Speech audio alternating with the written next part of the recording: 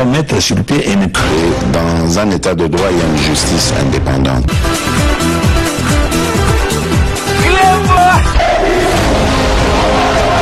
Ce n'est pas pour rien qu'il faut des conseils.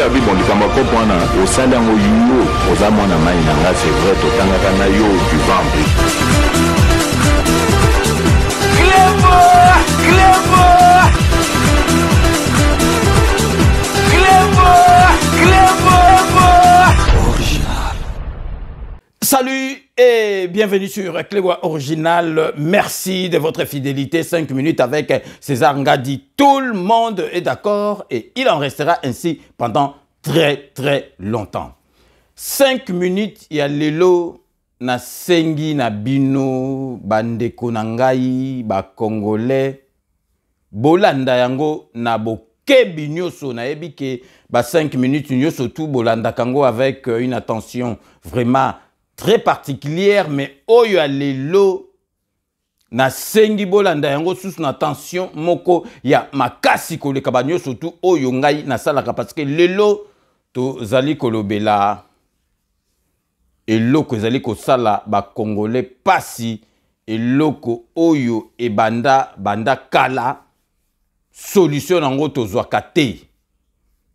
ezali guerre oyo ezali koleka na est ya mboka. Ba combattants, to tambola, ba 8 millions de morts, ba makambu ebele. Il faut tous se mettre déjà dans nous d'accord. Avant, to banda masolo lelo, guerre oyo ya est et bandate à partir ya présent Félix Antoine Tshisekedi Tshilombo Fati Béton. Guerre oyo ya est et bandi na yete. Yende aye alingi asala nyoso tupe bozali komona banda masolo oyo ya guerre est banda présent moko nanute akoma na niveau ya kokomisa Kagame na niveau oyo akomi nango présent moko te akomisa masolo oyo ya guerre na niveau oyo tokomi na yango pour dire que tozwa responsabilité nyoso tout to boake lango epa ya Fati Béton te. Parce que sikoyo et koma makamunyo surtout na o esalamaki na période ya Kasavubu ya Mobutu babwa ke la kango nyoso na Fati Béton. Nazali ko comprendre bino que tozu président oyo alongoli ba nationalité douteuse président oyo ya mwana mboka président oyo azo représenter donc opposition oyo ezalaki ya makasi na mboka na biso comme na pouvoir ya ngwana msu batu bakomi pressé ba mona bo mengo o nyoso tout ba bandai ko s'attendre ba bandai ko rêver et salama mbala moko mais boye bake Félix Antoine Tshisekedi a hérité mboka na ndenge a bien te yango na bo mona ke a lobaki ke mboka ezalaki ya ko beba bato ba comprena gite mboka ezana niveau moko oyo batikelaki ye ezali na niveau moko vraiment soko za makasité okoki ko sala tout la mouisi ya zaza parce que ba dossier sur dossier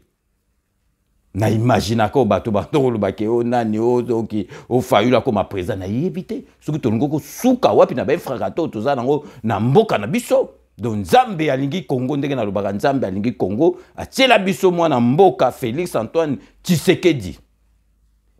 lelo toko solola masolo ndenge na ebisaki bino tout au début de mon émission masolo oyo ya guerre ya est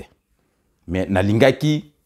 na tirer attention na bino po bomona te po batu mususu bazali ko sala neti parce que ndenge na lobaka kaka Congolais comme amnésique na makasi akoma comme ça amnésique na makasi donc batu mususu on dirait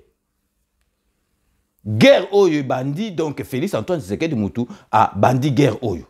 jamais. Boye bandenge salama déjà donc musée malgré tout que oh akimisaki Mobutu mais boye bi muza memela biso ba Rwandais ba makambe belé après donc Kanamba ye a signé ba papier moko boye na ba Rwandais ba sali mama solo moko boye favoriser kaka ba Rwandais ba kota na mboka na biso na tiela bino à maintes reprises l'autre ozong la honte bomona historien mora la gisa que donc ministre des affaires étrangères à la coopération internationale kala ba ke penza ko signer ba papier wana ba signer na makamba ndima par rapport à ba Rwandais on dirait ba ki noix ba longola ki ba graine to bien ba ki le pipi ou bien ba ki whisky ou bien soki nini parce que ceux que za congolais ba papier oyo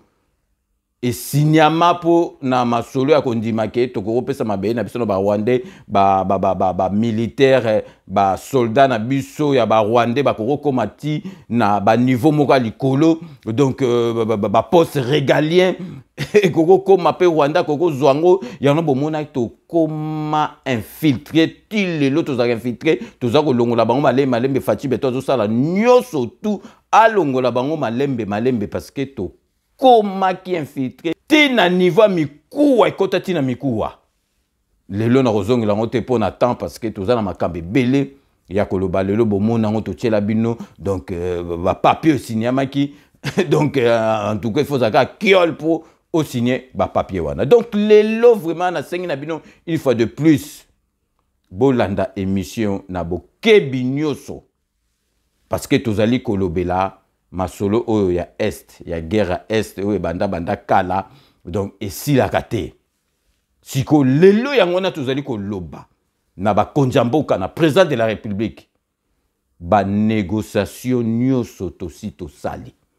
tosali ba négociation nyoso oyo il fallait to sala boyebi nga na 5 minutes avec César Ngadi na zalaka objectif nazali bato ebele balwa naza muta jale lo menga mo na ebare naza muta jale lo te parce que likambo ezali na lobaka mais but na émission o ezali kozala derrière président de la république ezate ko bebisa bato mitema koloba n'importe quoi ndenge to monaka ba journaliste nyo surtout ba lobaka ba n'importe quoi mais biso to lobaka bo solo mais ne ya mo so likambo eza bien te boyebinga na lobaka to sali ba négociation nyoso tout mokili mobimbe monique to sali ba négociation nyoso tout seule solution etikali parce que bon moyebinga na bano za contre ceux qui président de la république a kesusu a négocier nga na bando ba Kagame ako ndimaka masolo ya négociation te akosa elango yete akosalela ka yango te parce que yemoko lobaki ndenge bazo sala bitumba nezali pona survie ya Rwanda. Sans bitumba wana bazwaka ba minéraux Rwanda ekoexiste te bomoni Rwanda ndenge comme kota faillite parce que bazozwa ba masolo ba bandozo susu na era Kagame te.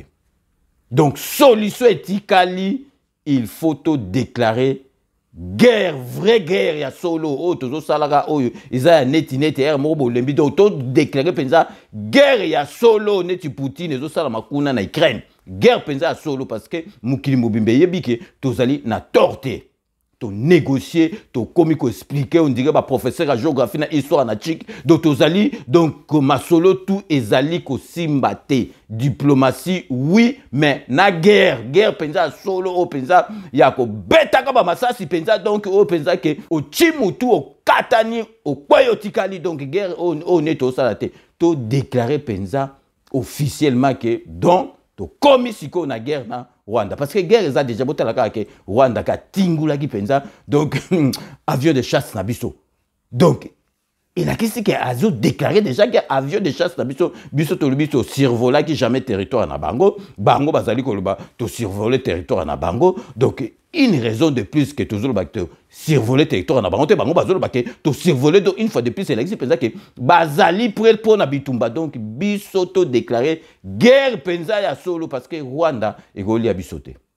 Rwanda ekoli ya biso te to kobi ba yuma devant Rwanda te donc to sala ka bizaka netike makelele lekitro bo signer kaka bo bagari kaka donc oya ko gagner mais to yebi ke to ko lia Rwanda.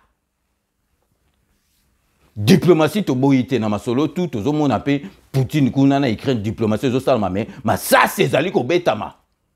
mutu azana avantage yende muta négocier ka mingi to bombarder kaka Rwanda wana masolo abu pia to bombarder guerre ça la solo parce que oyo tozali ko sala ezali guerre moko tozo sala eza neti eza penza guerre penza solo te parce que solution ezoa tete to sali ba négociation ba komi ba papier donc na ebité ceux qui to recommande na plume o ya zala etanka la po donc Kagame andima parce que na stylo azon dimate azo respecter te poto yeba pe que ako respectaka jamais donc ezali masolo nga nazoloba il faut to déclarer guerre ya solo penza donc parce que et solution ezate négociation à kosalaka yango te akondimaka na ye maso ezali ko se décider te mais na lingi na kusabino na kanisi batu balandaka 5 minutes balandaka émission nga banda kala ba yoka na masolo o ya guerre na lekisa mwana mobali moko boye azali leki par rapport à nga benga nga vie nga pe na benga petit na ngai azali mwana oyo bandanga na yebaye na yeba ye mutu ya vers ngai te na yo kaka be mission de to salaka bato ba est kuna ba benganga ba lobi Mamadou akosa donc Petio azana kati ya boloko ba kosela e ba faire parce que masolo ba sala ba Mamadou donc Mamadou kuto akosa donc azana boloko ba kosela ba efragata lukuta po abimate ayebi masolo ngai ba ye mutu ya ki vers ngate na yo kwa déjà be konaye. Après to comme na ekosola ça fait maintenant 2 ans bato balandaka bemiso bomona na tiaka ba audio na ye alela kaka alela et puis na zwa déjà ba confirmation et pas ya bato ba est wana ba lobby donc garçon o yaza défaté et puis nenga bandanga na ye ba senga mbongo te donc alela kaka ba pesa ye bataillon lelo yango na makambo tout oya yebisaka ngai masolo musuku to mona ye moko na baye ye mais atika ngate o mona zo yebisaka ba masolo nyoso to yebisaka ngai et ça les maka lelo ezo salama asa yebisaki ngango bandaka lelo nazo tiela bino susu audio o ezali message na président de la République message na chef d'état-major na yebite na kanisi to meka mwana mobali oyo ezaneti ke ozali na maladie moko incurable okomi na état ya suka kisi moko ye donc omela kisi wana te okodaye ozana choix te okomela otala soki esimbi soki esimbi te neti situation tozala nango nakoloba ebele te nazali koyokisa bino audio ya mwana mobali na kasi bato balandaka 5 minutes avec ses angadi basi bayokaye alela kaka mutu azosenga biso eloko te azali mwana IDPS azali kinois azali derrière Fachi donc ye ayebi terre wana kosakana te bakangai na ba période ya ba Mamadou tilelo azali kaka na boloko bakosele ba faire parce que ye ayebi masolo tilelo balukaka ye boyoka audio oyo sali ya lelo binomoko Boko, Salaba analyse Nabino. Donc, restez connectés sur le Club Original. On revient tout de suite. Bonjour, Vieux César. Bonjour, vraiment. Bonne santé, Vieux. Bon, Vieux César, Nangaga Analoba n'a adressé vraiment Mingi na mokonzi na biso mboka. Parce que au moni biso tolingi mokonzi na biso parce que aza congolais 100%. Congolais au bisonyo soto yebi papa na ye to yebi na mama na ye. Vieux César omoni ba makambo ebele nga na bandaka ko yebisa yo ya Nord Kivu surtout na Ituri yango yo ezo continuer toujours ezo s'aggraver toujours. Vieux nga na yebisaka o liboso pona makambo etali général ya Vwana yo moko monaki o elekaki. Nga na yebisaki yo Vieux ba généraux nyonso wana ozomona baza ba généraux ya Kabila bakobundela Kisekedi na biso te. Fachi azande ya biso mwana mboka bakoki kobundela ete parce que Kabila déjà akotisa bango virus basinya impact na ye basinya accord alesaka bango ata ndenge baza wana baza na ba fonction Kabila alesaka bango. En tout cas Vieux nga na lingaki na s'adresser na mokonzi mboka na meka ko éclaircir mokonzi na biso ba généraux wana bakobundela ete ngai bakanga ngai pona boya kokota na impact na bango wana ya ba rébellion nde bakanga nga lelo nazo souffrir na boloko pour rien innocent pour rien mais bakanga nga ba créer ba infraction moko lokuta ba bambango nyonso na mutu na ngai parce que congolais 100%. vie eloko moko na kosenga na mokonzi mboka amekananu koyoka ngai mwa mukie. Omoni mwana soka azolela lipa bapesaka jamais nyoka ndenge toyokaka bata ba Bible balobaka. Jamais bakopesa libanga soka azolela mbisi bakopesa nyoka te. Menga nazolela na mokonzi ke batu wana M23 wana baza makasi te. Eloko ezosala ba récupérer ba mboka na biso parce que bakonzi oyo bazo diriger ba combat wana ce sont des traîtres, ba vrais traîtres oyo balingi président na biso te, baza ba hypocrite. Baza ba vrai hypocrite vie na kosa ote. Mengai nasengaki na vie, nasengaki med fois na lobelaka yo vie na nga César yango ba 2 ans tozokende. Nasengaka na yo kaka vie bapesa ngai troupe, bapesa nga matériel o nga na kosenga nga na kobeta M23 wana ti na Bunagana ngai. Pe M23 wana bayebi ngai très bien, ezana ebele baza wana bayebi ti na nini bakanga ngai bayebi po ba empêcher ke babiso ba oyo to yebi bango bien. M23 za makasi te. Soki M23 zo koma makasi eza biso moko nde tozo komisa ye makasi. Mais nasengi na mokonza mboka na leli epa ya mokonza mboka babimisa ngai bapesa ngai troupe ngai na beta M23 nazoloba ngo med fois ke na beta eza teke nazoloba ou bien ndenge nini te ngai na yebi batu wana de 100% na yebi frappe nini nga na koyi ko betela bango na yebi lolenge nini oyo ngai na koyi ko zwa bango. M23 wana baza makasi te na répéter yango lisusu. Congo toza na ba bon militaire, ba bon soldat oyo ke baza na moral ya bitumba mais bazo démoraliser parce que bakonzi na biso oyo bazo diriger ba bitumba wana ce sont des traîtres. Omoni vie bato wana baza ba traître na ndenge nini balia ba mbongo ya Kagame, balia ba mbongo ya Kabila, balia ba mbongo ya baba oyo azalaka président Sénat wana c'était bango tout wana baza bato basala ba accord o azalaka président Sénat liboso avant bati lukwebo. Donc bato wana nyonso vie ce sont des traîtres bazo sepela tendenge Fachi azana pouvoir balingi ba mbouyer pouvoir ya Fachi balingi ba mbouyer deuxième mandat na biso po balobake salaki nini boye na boye po ba mbouyer population ba mbouyer batu bazala mbouyer. En tout cas vie na sengi soki message oyo ekokome pa chef de l'état mokonzi abenga ngai nazana ya ebele oyo ngana koyi kosola na mokonzi sanke na sola yango awa ezana ebele oyo ngai na koyebisa mokonzi soki kaka mokonzi accorde ngai yango. En tout cas bakobetela biso maboko balandaka époque ya Mamadou banani nde basala ba exploit banani nde babeta nyonso wana eza ba aventure tala un généraux azosala repli général asali repli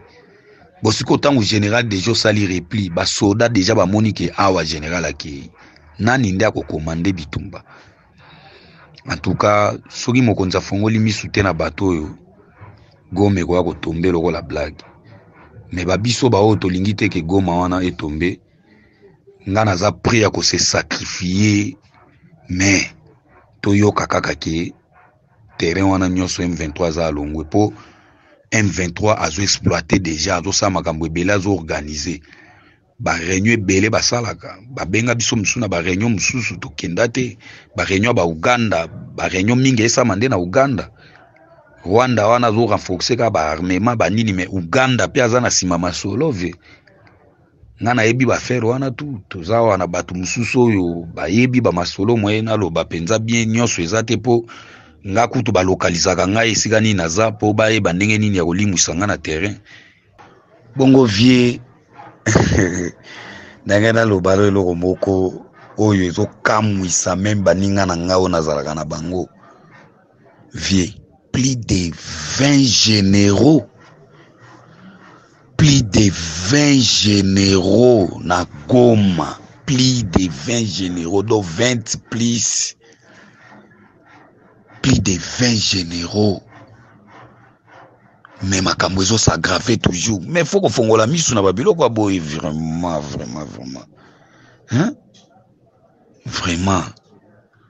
Plus de 20 généraux. Est-ce que ba généraux ango bazo tinda kuna bazo pona nde po bakende kuna ka koluka mbongo ou bien eza ba généraux bazaki mpiaka na Kinshasa nde ba trier bango po bakende kuna nde za place ya mbongo bakoma na mbongo ou bien po balandela na situation sécuritaire ou ezo passer ou bien bakende na front ba bengana ennemi oyo azo linga zwa limite ya mboka na biso ou bien baza ba généraux moko boye baza na bango kaka kombo bazwi mapeka batie ba passant ya rouge ou comment vraiment vie vraiment to banga nanu makambo nanu to banga pena nzambe vraiment ngai na kopesa foti na Faci te Faci nga na kopesa e foti te nga na ebi nyonso nga na koyi kopesa Faci foti te papa ya batu vraiment to banga nanu nzambe eza pona flatterie te nini te papa wana ya batu wana Félix Antoine Tshisekedi Tshilombo ngai nakoki kopesa efoti te Faci nakoki kopesa efoti te nayebi baonyokola pere wana bazonyokola ECC yazobunda kote diplomatie mais koto oyo pe na mpanzi batu na ye wana baza pene na ye wapesi confiance bazo chuba vie mbeli na Mukongo malgré balobi soda azalaka apolitique mais basoda oyo bazo diriger combat wana baza politique so ina ko loba bongo baza politique pona ebi français bien te mais na ebi nde bitumba na zamba baza politique parce que bino boza 20 généraux bozoe batendenge nini boko kabula front fongo nini ya grave peu ezana territoire lokola Rutshuru territoire to banga nanu nzambe territoire a Pamba siko soki ezake région mobimba o babenga ekoma lelo ba province soki kasi province ekwei to loba keke libela soki province ekwei c'est-à-dire que libela Vieux César vraiment pourquoi bazonyokola Faci bo territoire ya Pamba bazokoka kozwa te ou bien groupement to tiaka groupement po lokola bakichanga wana eza ba groupement moko boy moi centre moko mukie boy eza moi centre moko mukie boy tozwaka lokola tozwa lokola matete moko boy bazwi yango lokola matete moko boy bosiko tala kini ndenge eza wana bazwi lokola matete bozokoka ko botola matete te siko so bazwi kini mobimba wana par exemple vraiment boyete s'il vous plaît boyete boye vraiment ngai ezosalanga pasi po naza ya kokangama moyen na lobeza te nafandi kaka po bakoya pe basalinga mabe na boloko omoni pe makambo yango ka ndenge ezalaka Kongo na biso ngo koma na muteya mabe mingi pecho wana zotia na boye eza nde pecho oyo ba omoni ba éliminer ata ba luboya wana ce sont des traîtres luboya o batindi wana Ituri ya traître ya Blague TV traître akosa na komba luboya kende kwa Kisekedi traître luboya yaki awo ezaki groupes armés moko mais depuis akomi awo ekomi 70 groupes armés pe azo renforcer ba misu ba armée onga na yebi ezala ba master misu bana bazamba wana o bandima na bango zamba po bamoni ke bazo beta libanda ezo sala biete bazonga zamba bazali bao bana bazamba wana bazolo ba ke luboya azo renforcer bango nga na yebi bango bako benga bango pe ba témoigner bazali mais vraiment Vieux César batika onyokolela biso mwana mboka Faci aza mwana mboka Joseph azaki Rwandais azalaki te azalaki nde na pouvoir mais c'est un Rwandais onga na yebi Joseph aza Rwandais mais pourquoi banyokolaki Joseph lokola Faci boete mwana mboka pena na biso moko pe bana mboka oyo apesi biso confiance ki oyo pena kombo ya mboka fulani mwana ya mboka ya Congo kende front na yoka mais ok front akomi koyoka nde bambongo elandaka ye akoma patron tonga bandako te boete batongaka ndako après musala mais yozo tonga ndako tangu musala ezana mu chantier musala oyo mukolo musala pesi ona no saele no chantier na ina etelema mais yo pesi okomi na chantier na yo mais normalement ils bien te en tout cas vie makambo vraiment ils a combat o ils a combat photo telemela yo za vie na ngai ngana ebisaki yo ngai soko pesi nga confiance wana kozala décider pe okozala moko ya bato yo osali o découvrir élément okozala moko ya bato ya découvrir élément donc il vient ngana opola na ngana boloko pamba mais musala yango wana ezali balobi ata mutuka soki uti garage batiaka yango na balabala bayeba soki ebongi to ebongi te tanke nga nazosenga boye bameka ngai nanu bameka nga bapesa nga opération bagénéraux tout ya lokuta wana bazonga nsima batikaka troupe wana na ngai tokende bayoka tous les généraux wana kutuna na posa kosentir bango te nga nalinga kosentir bango te bato mabe bandoki bazolukaka batindaka bana bango soki na ba-États-Unis bawapi mais ole babongisa nanu mboka bana bato bazosila boye tala basoda nde bazosila pour rien bitumba moko ezanga tina boye bitumba moko ba terroriste kutu baza pe ba terroriste moko boye ngana bengaka bango ba miliciens ba M23 ce sont des miliciens moko basangani basombi mwa manduki pona kobangisa bato bazela kaka mukolo ezali ti Rwanda wana babelelaka biso mbunza mabe babelelaka to matati yango yo Rwanda ekomi murudie nyuma murudie harakini wana Kabila ndi aboma vie na mbunza mabe abomi vie bauma abomi Mamadu me bayebi teke ngana zali bayebi teke ngana zali merci yabo akataka babomi ngai po alobaka baboma me nzambe na ngande aboya na kufa en tout cas vie na sengi soki mokonza mboka afongoli mutema to beta bato yo en tout cas bapesa ngai opération na beta bato na ngana sengaka eloko moko te za mboka na ngai ngana za patriote biso to bundi ba komba na ba IDPS wana na père na nga kufa pona IDPS wana ngana za kinwa mwana njili na yebi masolo tu awa na este masolo ndenge ezokende na yebi soki kokufa na ndimi na kufa me na kufela nde mboka mais ezala exploit en tout cas vie mekana nu kokotisela nga ba demande wana etanke petit na yo nga nazana nga prêt na tout nakutanaka na ye moko grand prêtre na fongola ye makambo ezali président azwa pe babiso ayokaka pe biso bao nyonso baza pene mokonzi bazokosa mokonzi bambongwa ba franc bazolia na bango ba prime bazolia donc bango bazosepela bitumba ekobaka po bango baliaka bambongo mais bazoyeba te ke souci ya peuple ezake bitumba wana fo esila po parce que peuple azonyokwama M23 na bazeloko te tala neti colonel moko M23 zoloba ke soki tolobi to beta armée ya Congo toko komata même tikisangani po bayebi ke bato na bango baza wana bando ozonga kasima bango bazoya bafandi bazonga kasima bango baye bafandi en tout cas na sengi na mokonza mboka bapesa ngai opération nga na kangama naza na prison na kotanga kombo te mais ve César yoyebi bakanga ngai puisque babanda ba rebellion ebandaki na ba Ituri ba Kodeko ba chini ya Kilima o ba mouvement Zaïre o ba FRPI biso ba o bakanga biso po ba effacer ke ba guerrier nde bango wana nde babo babengaka ba seigneur de guerre ngai na tangi cours de guerre na tango ya Kabila les pères eza Kabila oyo te Kabila oyo ngai na ye nyonso to tangi cours esika moko. En tout cas na sengi na vie soki moyen kozala chef de l'état yo kangai abenga ngai na zapene na ye na fongola masolo ezali nga na posa oza pene président pété na zalande na front ayoka nini ekosalama na front ayoka ke apo a comprendre ke bato wana nyonso ya bandai kotinda kuna ce sont des traîtres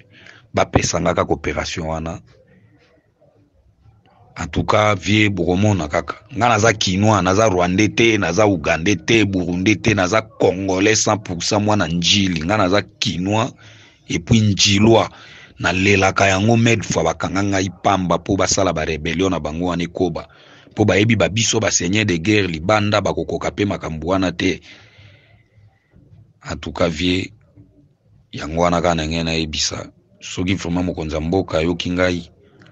Mokonzi asala benga ngai a partir na yo nde bakozwa ngai ponga na ko lobesika na zate parce que balukaka babiso bao ba éliminer biso mais bazela bako éliminer ngande na front awate. Merci ve o kanga na loba yango na nga za patriote ya solo ya Congo ba Mamadou bakosa toza kakao bino moko boito landa. Sincèrement en ce qui me concerne ngai vraiment nazo pesa confiance na mwana mobali parce que a changé discours te bandanga na yeba ya zaka na discours moko alelaka tozo senga penza na chef d'état-major na président de la république na ba continuer surtout mwana mobali oyo akoki ko trahir te aza mwana IDPS oki abi papa na kufa na IDPS azali derrière Fachi bozo mona donc alelaka kaka alelaka zo senga biso mbongo te alelaka kaka ba pesa ye batayo makambu nyoso tout mwana mobali oyo ayebisaka ngai esalemaka atika pe ngatata na mwana mo na bayer mo abanga yaya okolemba ngai me makambu tu ayebisaka ngai esalemaka nakanisi bino moko bolandi audio oyo asali to sengi vraiment na bakonzi donc audio oyo ekomi esika oyo alelaka ekomi ba continuer surtout en tout cas ba yoki yango donc vraiment toza na situation moko boye toza na choix te mwana mobali oyo en tout cas pona ngai sincèrement na pesa ye confiance et puis elobene oye ba mutu soki azosala ba aventure be azokosa a change ka parole na yete ba parole na yete a change ka maloba na yete alobaka kaka oyo azolobelanga lelo alobeli biso alobaka ngo tout l'état azosenga mbongo te azosenga eloko te azosenga te ka koma pembe na président de la république ba nommé azosenga kaka ba pesa ye batayo ba pesa ye akofiakula bango ndenga lobaka a change ka ta lobi ayebi bango bien donc nakanisi vraiment muto nyoso tout azoka vidéo ayoki vidéo nakanisi azali d'accord na ngai donc toza na choix te ezane na pesi exemple tongo kufa okomi donc na suka balobi donc kisi moya ba pesa te kisi mo bimi balobi ba meka sur yo oko ndimo za kobay parce que oza na choix te omelo melate oko daye ngai pona nga vraiment chef d'état-major président de la république to meka mwana mobali oyo to meka mwana mobali omoni mutumsu moko bozo saboter mais ok solution eza pa na ye ayebisaka nga makambo nyonso tu ezoleko ayebisaka nga banda kala omwana yoki après kana ovanda non kadikamba petit na nga yebsenga yango esalami donc vraiment nasengi na bakonzi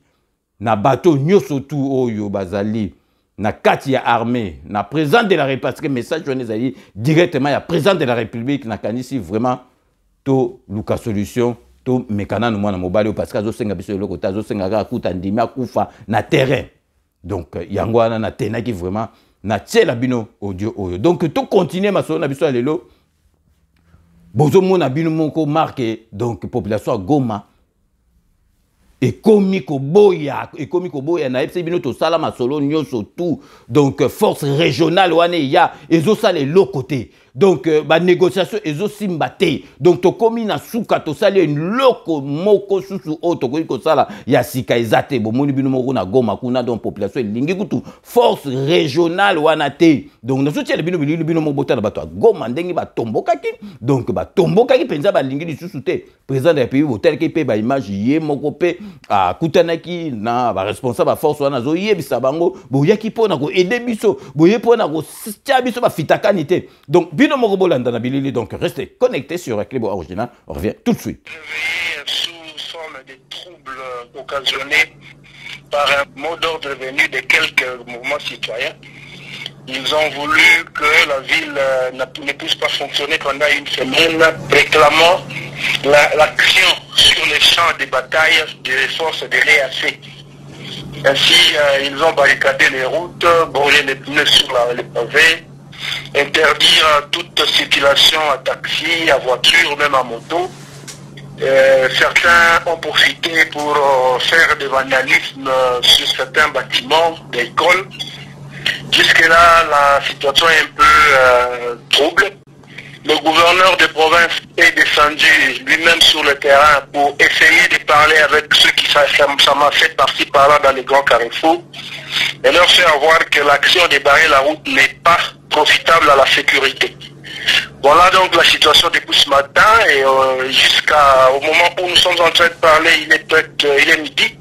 La situation n'est pas encore très calme et il est entendu dans l'après-midi à une accalmie.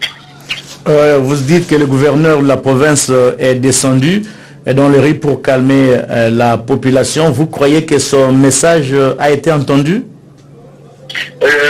Par moment, partout il est passé, les gens ont essayé de baisser leur tension pour commencer à rouvrir les routes. Parce que pour l'instant, certains jeeps de l'armée et de la police, même des jeeps privés sont en train de circuler sur certaines artères où le gouverneur est passé. La ville étant grande, il y a des manifestations spontanées des jeunes dans différents quartiers, notamment dans les quartiers Ndosho, dans les quartiers Keshero,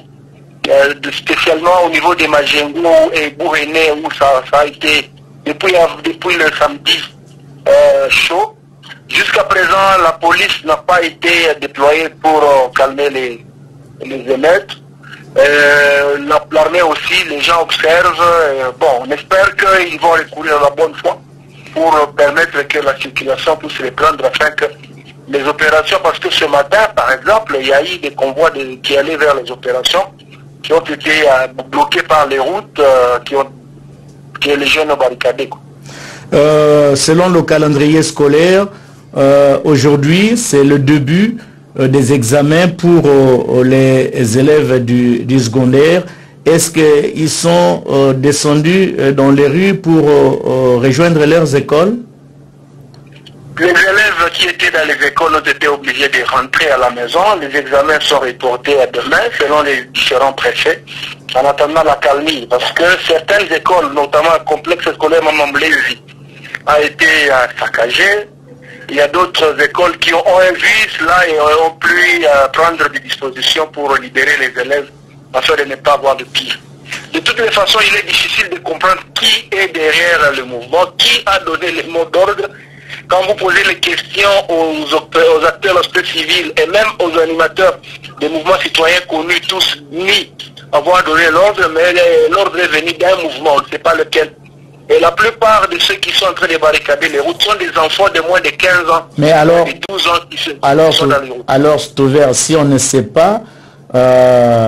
identifier les mouvements qui ont donné le mot d'ordre, c'est très dangereux pour la population, pour la sécurité de la population. Et c'est ça que l'autorité provinciale a dit, que l'ennemi peut utiliser certaines personnes qui ne veulent pas se faire identifier pour créer ce genre de choses, parce que les commandants de la police ville passent partout pour demander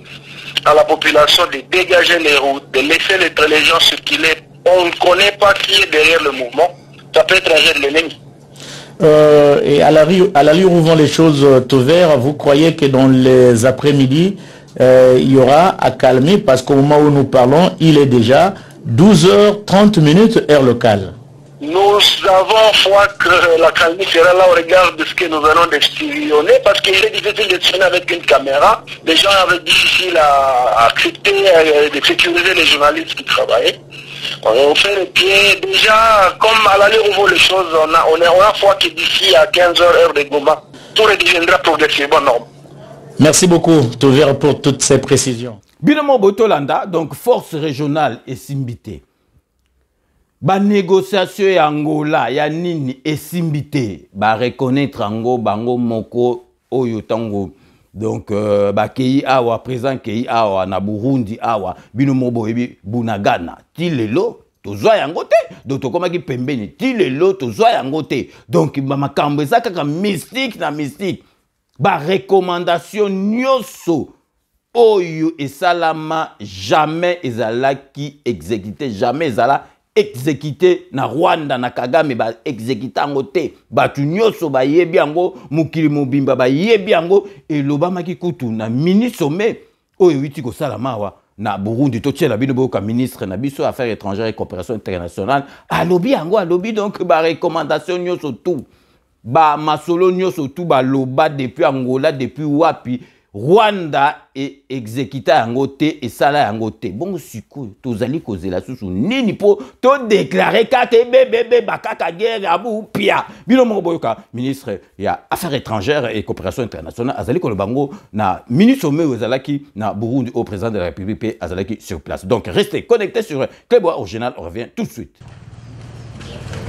À l'issue des 3 heures de discussion à huis clos, les 6 chefs d'État ont fait le constat du refus délibéré des troupes terroristes du M23 de quitter les territoires occupés. Les chefs d'État se sont réunis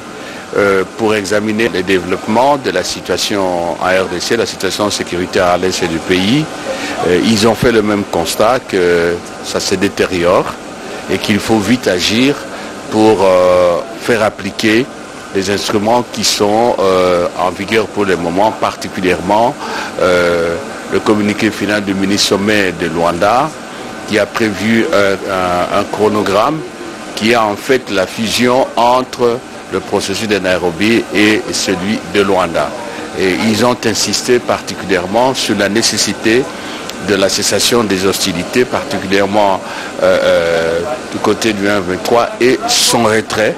comme convenu, de manière que les Congolais qui sont des déplacés de guerre reviennent à leur domicile. Évidemment, de manière générale,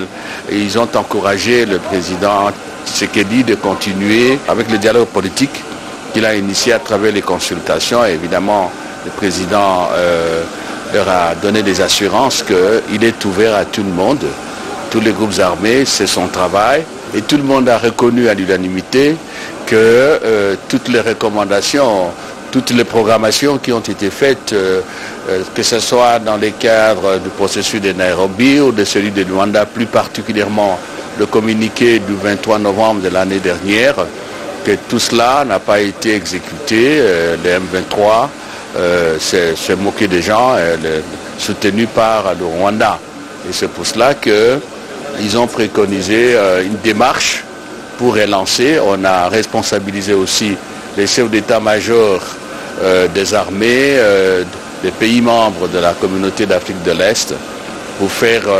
un nouveau chronogramme qui va permettre très rapidement à ce que le M23 et le Rwanda exécutent ce qu'on avait convenu.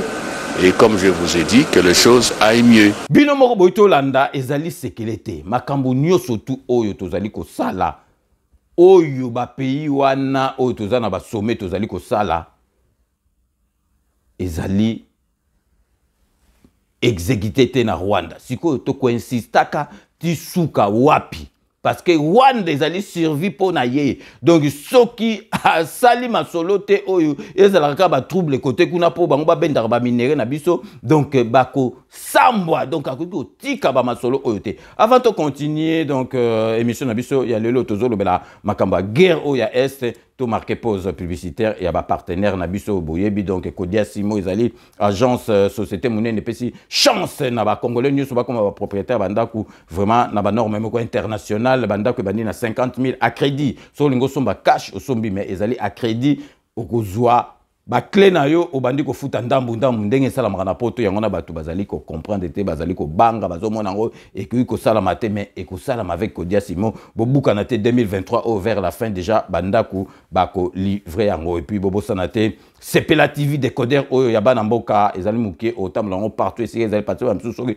ba yo ki yango neti ya bana mboka ba mona ezaka flou ezali numérique ndeka ba décodeur au total donc elengi na kati ya congolais elengi na congolais kaka muto a comprendre elengi donc bozwa par mois par année donc yango numéro ezali bo bengi bango bozui Sepela TV oko sepela na ndengi moko ya kosakana te et puis bobo sanate donc vraiment on a kati à Paris solution ya bandaku ezali esika ya kitenge appartement boyebi na kati à Paris okoza na likonda ba papier mais pozo ki boba pasi Paris ezali pasi na bandaku mais solution ezali na kitenga appartement numéro ezali wana azo privilégié bana mboka ezali palais à copter ezali bandako ya agence bandako ya HLM nyoso tout donc bandako ya bureau obengi na numéro wana kitenge appartement ako sala masolo oyo esengeli oyo asala po na yoboye bakaka ke masolo oyo fret Wami service maman na biso Mireille Wankake en tout cas moi na moi ce ndengazo aider peuple na ye ndengazo aider bande connaît ba congolais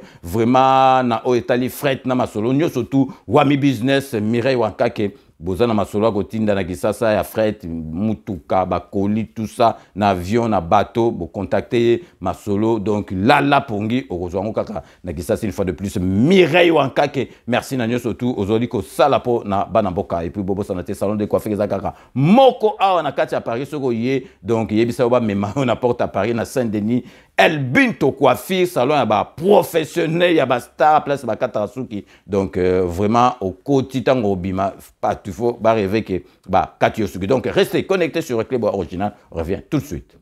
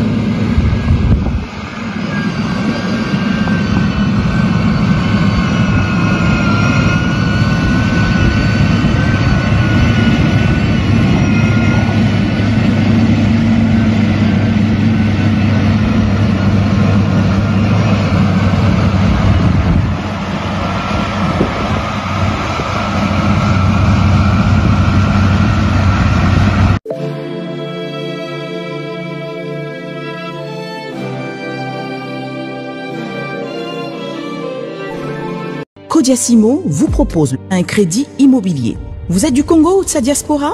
Vous désirez devenir propriétaire en RDC et faire construire votre maison en toute quiétude? Obtenez votre crédit, puis commencez son remboursement uniquement dès la livraison de votre maison.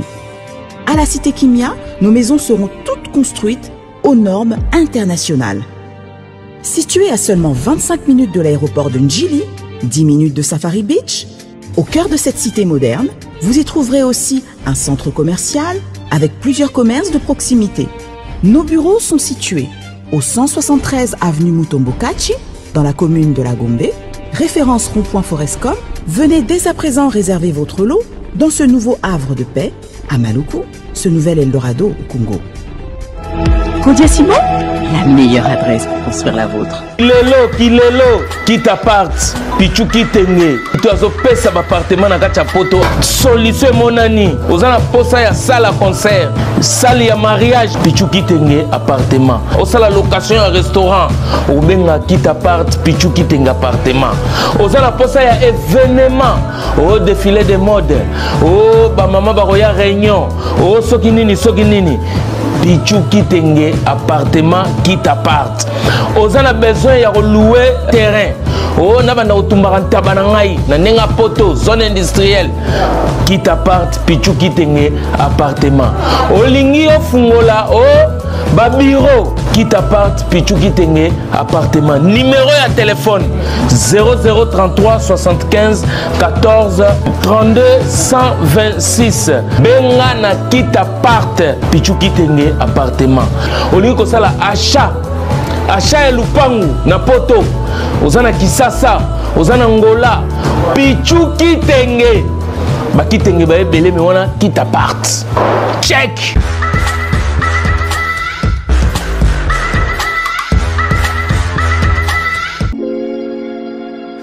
Sepela TV ezali décodeur ya Banamboka. Sepela TV différence nango ezali na ba décodeur mususu o tozalaka nango na kati ya ndaku. Sepela TV botala ngo ezaka mukie. Eza mukie olingi ko voyager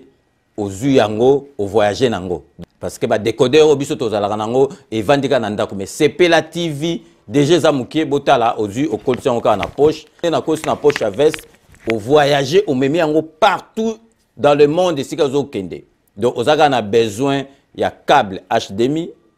courant na internet. Internet est comme partout, courant est partout. Donc ils ont plus de 500 chaînes yo surtout ya kitoko. Bilengi ba choix ya congolais kaka mutaoye bango. Donc congolais kaka mutaye bango.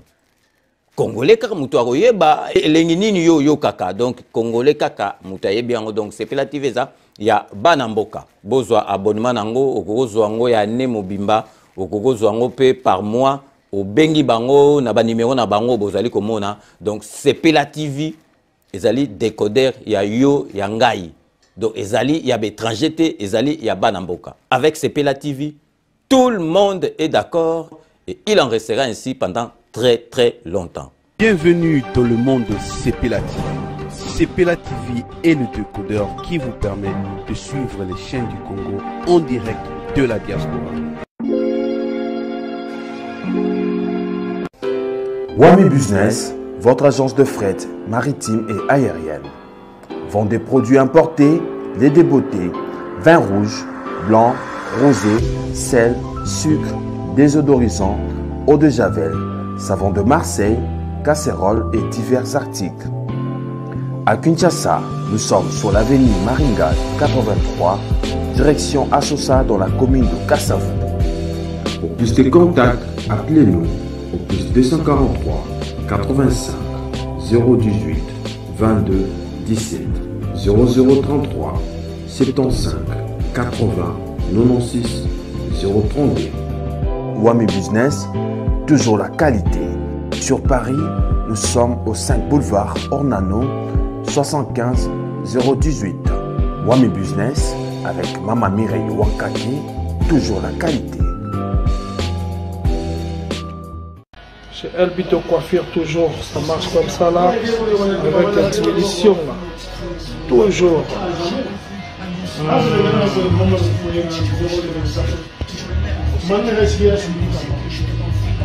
Salon number one,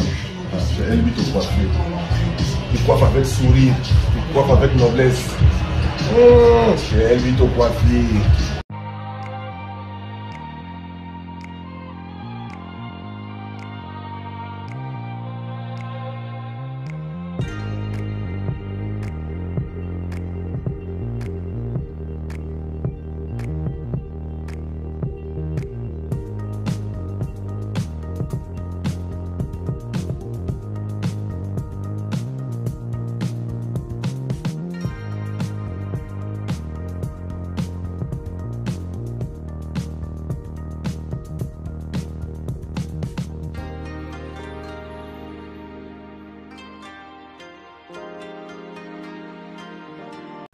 Bienvenue et merci pour ceux qui viennent de nous rejoindre après ces bandes annonces relatives à nos partenaires. Donc merci à nos partenaires Nabisonio surtout Bowiti Kolanda Congolais to Lingana tozala esika moko parce que muninga soka zui aider pour akende liboso. Donc to zongili sujet Nabiso ya lelo ndenge nazali ko yebsa bino ezali sujet oyo ezali ko sala pasi na mawa na motema parce que na mandat au président de la République et loko ezo sala ka moi fitakani tokoki ko se voiler la face te ezali masolo ba fakwa o bazali donc na kati ya gouvernement na pembeni ya président donc bazolongola bango mike ba fakwa na batu oyo bazali kosala nyamu na est kuna donc na guerre est donc to ba fakwa na guerre est biloko na mibaleka soke sili donc pepele ya mbetolo donc banda mukile banda donc yangona lelo tozali vraiment kolobela masolo donc solution ezakaka pona ngai donc nakanisi nazanga moko te to déclarer guerre penza solo penza ya ba masasi penza donc o penza ke o chimu tu bakati yo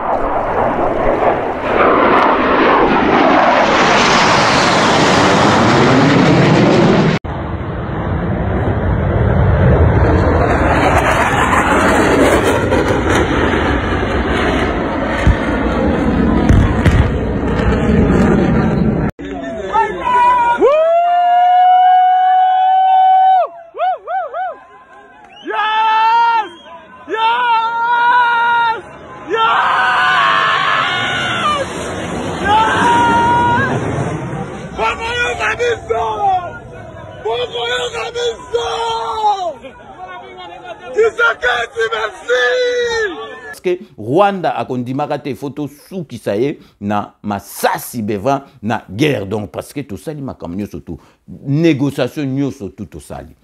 to sali ba makambu nyonso to ba recommandation nyonso to ba sala na ba réunion o esala ma wana ba sommet donc ezala jamais exécuté puis boye ba ke ezala jamais exécuté na Rwanda bo mona bino moko président de la République ayi akoti na mini sommet wana donc esprit kaka ki akoki pesa Kagame mbote te parce que ko so boliti moko na ba koti wana abuka na ta ba koti apesi ba mbote te apesi bato mbote ta kotika ba apesi ka mbote ka ba marka ya boy évité donc amonika paso ndo pesa bato ba mbote ti ako pesa Kagame e ko pesa ka fo donc akozwa boliti na pat atiki ka mama solo ana donc vraiment ezali pasi na maona moto me photo sili sa makambo na bino moko bomoni ke force régionale oyo e yakuna ezali ko kanango masolo te donc komi kutu na ba neti ke bazo ko kotela kana bango susu ba Rwanda donc force régionale wana donc to kipe kutu yango te to sala musala na biso na force armée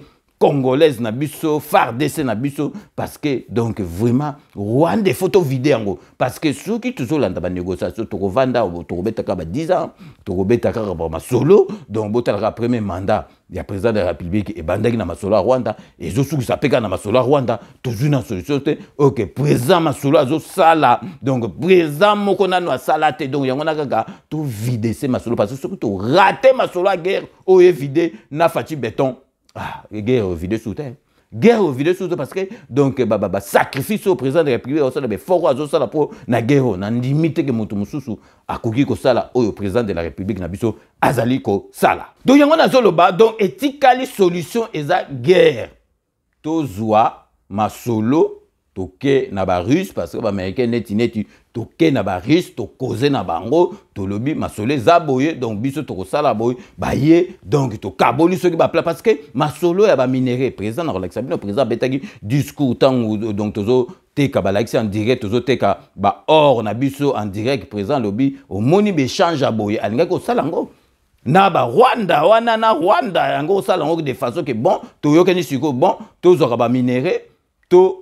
teka kango pays na biso et bénéficier peuple na biso ya bino pe na kota Rwanda bo bénéficier mais Rwanda boyaki masolo wana président de la République alobaki yango bon pourquoi siko to sala masolo wana penza teke na réussi penza donc to penza ke bon masolo za bon ça bon donc pesa biso ba arme au kuto zo beta kuna et pas ya Ukraine te to mekango penza donc to mekango et ko sala parce que bino moko bo na président de la République alobi ke azoki bulu wana asala ngona ba Rwanda na ba pays tout surtout Rwanda mtecha biso ba contre ta bon pourquoi siko bulu wana to ko sala ngate na ou bien na pays moko boko pesa biso penza donc ba mindu ki penza oyo penza ba bombo penza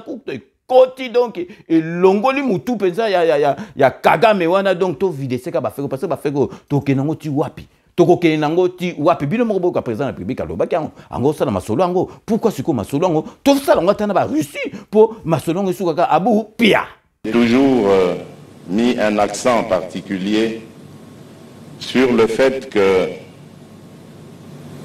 nos ressources naturelles, plutôt que de garantir notre bonheur, n'ont jusqu'ici que constitué la raison de nos malheurs. Contrairement à ce qui a été dit ici et là par les mauvaises langues,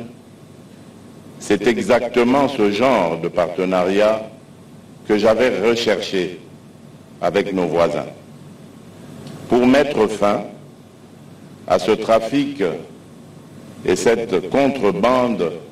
de nos minerais et pouvoir les faire profiter à nos populations respectives, en créant évidemment cette chaîne de valeur qui va apporter beaucoup de bénéfices à nos pays et à nos peuples respectifs. Malheureusement, je n'ai pas été entendu de cette oreille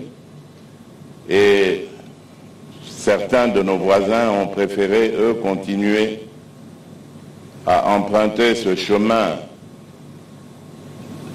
parsemé d'embûches, mais surtout de sang,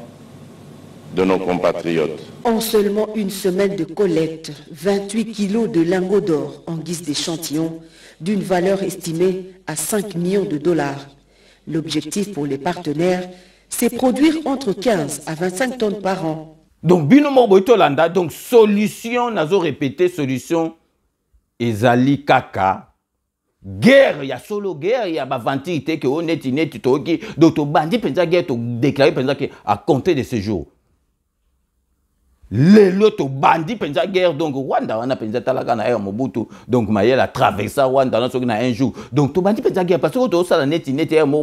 donc guerre pensa ya solo, donc tu y a bon. Poutine yo to peso ba minéraux yo ba so yo pesa biso ba plan to kaboli donc to vide seka kama solo ango to vide seka parce que to landi kaka boye ba faire yo ko sila kate et puis pour tout suki ça nazali susu ko répéter ba to boyoki audio ya mwana mobali o petit nango ba kangaye na este banda ba période ba Mamadou ndala ti lelo abimakate ba yebi ke yazali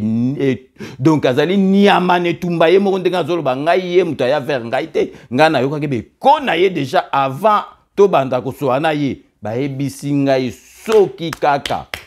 président Fatia bimisi Pecho yo akosilisa bato makambo azolo bana biso wana na bodio balobela ngango avant ye moko alobelanga yango donc eza kutu jeté akosakana te donc ngapena singi na bakonzi président de la République chef d'état-major armé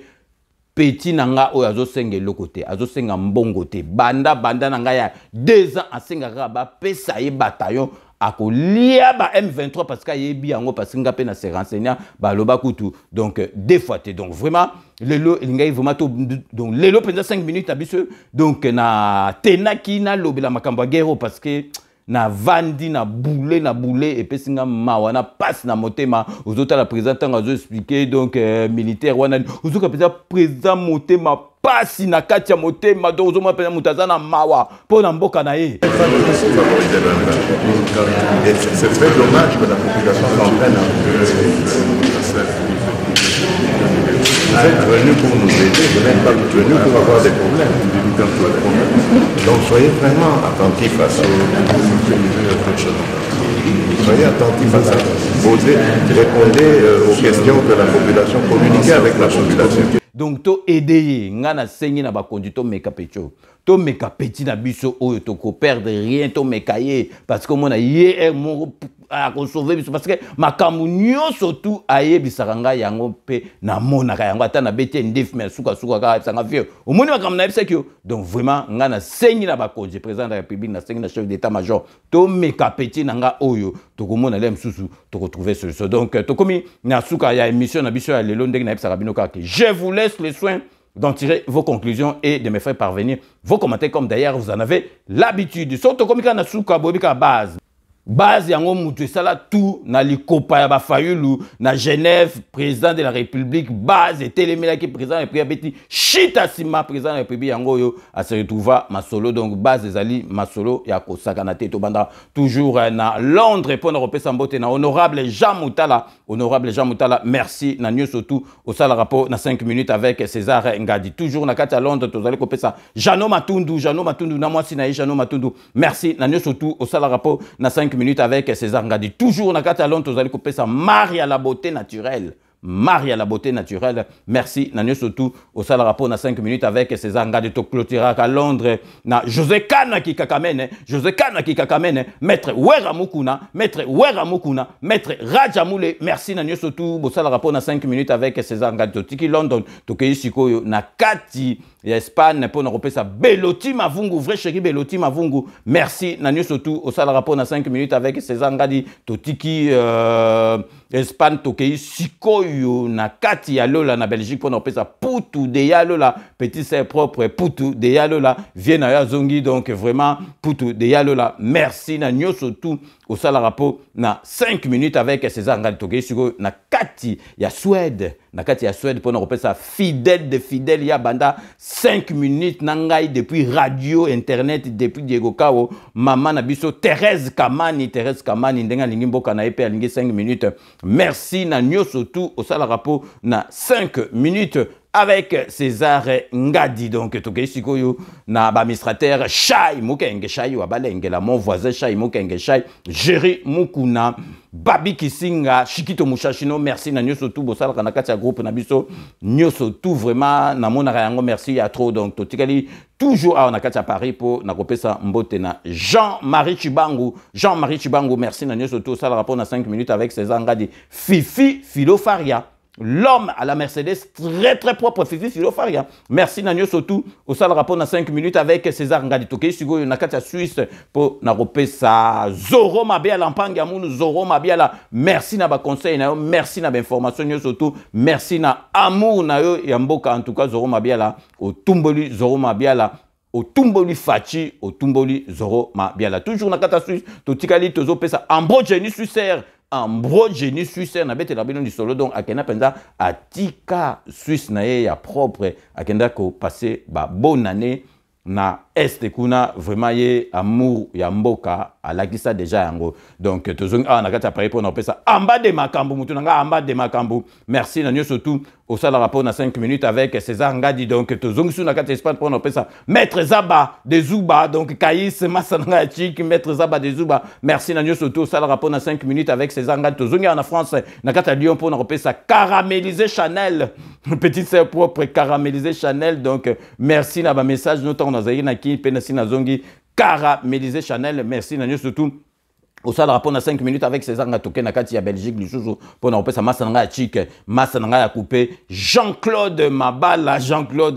to solo la ki na Rita Bola ta on azaki na ki na zalaki na inongo mo moyena ki ndezalaki te donc Jean-Claude Mabala merci na nyo surtout au sale rapport na 5 minutes avec César Ngatoke sugo na kati ya Hollande pour na opesa le grand producteur de renommée internationale Fridolin Bonkomo Massananga Fridolin Bonkomo merci na nyo surtout au sale rapport na 5 minutes avec César Ngatoke zongi lisusu awa na kati ya Paris pour na repesa Agnès Mababa Nyanga sambelaka makasi pour na mboka no po bagero ici là pour na président de la République azwa courage makasi parce que vraiment azali na besoin nango penza parce que bato musu bazomona oneti facile donc toujours na kati ya Paris tozo pesa maman na biso bilonda merci na fidélité na nyo soto ça le rapport na 5 minutes avec César Ngatoke na kati États-Unis d'Amérique pour na repesa Mireille Mata na États-Unis d'Amérique merci na nyo soto au sala rapport na 5 minutes avec César Ngatoke pesa mbote vraiment na écrivain to kutanité na kisasa écrivain munene ya mboka na biso mutama yele Jean-Louis Chimbalanga merci na nyo surtout au sala rapport na 5 minutes avec César Ngatoke to tangi Jean-Louis Chimbalanga to robosa na mutu mususu ya mayele te camarade pe ya Jean-Louis Chimbalanga na kombo ya Désiré Mpongo le faiseur de politiciens ya ba congolais Désiré Mpongo donc vient na merci na nyo surtout au sala rapport na 5 minutes avec César Ngadi donc oui vraiment to sukisaka na dokotolo na biso Jean-Paul Djamba Kaoudi on a Paris Jean-Paul Djamba Kaoudi merci na émission na santé au sala rapport na Banamboka et puis na news surtout au sala rapport na 5 minutes avec César Ngadi donc c'est la fin de ce 5 minutes avec César Ngadi merci de l'avoir suivi nous allons nous retrouver avec grand plaisir dans 24 heures pour un nouveau numéro d'ici là portez-vous bien et à très bientôt n'oubliez pas tout le monde est d'accord et il en restera ainsi pendant très longtemps. Bobo Santé Kanambe Akozwa Masolo Nambuchu Penadikos.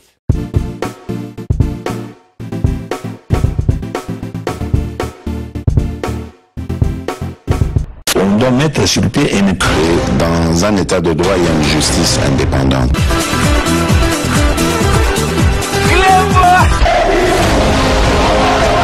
Ce n'est pas pour rien qu'il faut déconstruire. Oui, bon, le Kamako, au sein d'un c'est vrai, tu